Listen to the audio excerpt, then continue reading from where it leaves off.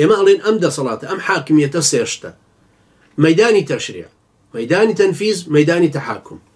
لە مەیدانی تەشریعەکەیە سەید قوتب ئاەتەکانی ئاوا هێناوەتەوە. 21 شورا أم لهم شركاء شرعوا لهم من الدين ما لم يأذن به الله. أما شركك لتوحيدك يا أخوي فردقار فرمه: شرع لكم من الدين ما وصى به نوحا والذي أوحينا إليك وما وصينا به إبراهيم وموسى وعيسى أن أقيموا الدين ولا تتفرقوا فيه كبر على المشركين ما تدعوهم إليه.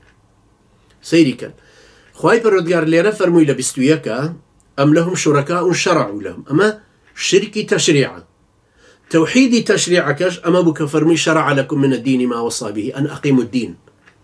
أم إقامة الدين بتشريع إخوي پروردگار توحيدي شريعته، توحيدي تشريعية.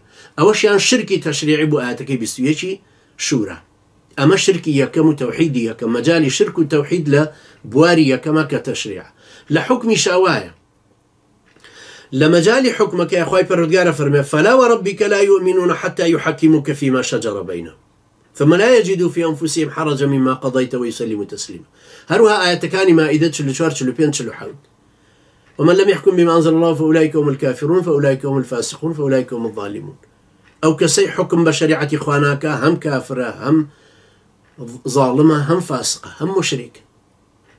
أما مجال الشرك حكمك يا بلان بو مجالي توحيدك أخوي پروردگار فرمي: والله يحكم لا معقب لحكمه. لسورة كهف للرعد على تشلويك: والله يحكم لا معقب لحكمه. لهردو كان هاي الرعد وكهف.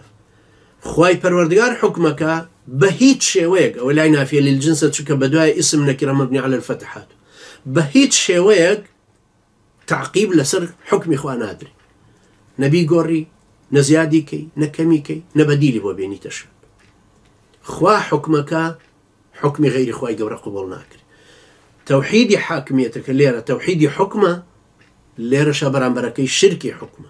بوي خواي پروردگار بو شوية باسي كرده لتحاكمي شهر وهاي تحاكمات الداوري بردنا لا ياساك أبيت داوريك ببريت ولا شرح كمجالي سيمي توحيدي حاكميتك كالين وانا أقلام بيناشك كوي كانوا چونك أما مسألة فكري سياسية علماء السعودية ومدخل كان تيا تشويرن زور نخوانوارن تيا يعني تو قريت يسر صالح بن فوزان كشرحي سياسة شرعية بن تيمية كردو بخوا قسم يشك أعدادي تواو كردو لمصر لفكري إخوانا لو باشتر شرحية كاتو أقلي باشتر بيشكي صالح بن فوزان لفقه حنبلية يا شهرزاي معناه أنا خوي لم يتريش بكته كبهمويان كو ببن بازي شوا بن عثيمين وبن باز وأواني تريشان هموي بقدر سيد قطب الحاكمية كتيانا جيشتو كلا أصلا قررته بصر مودودي رحمة الله به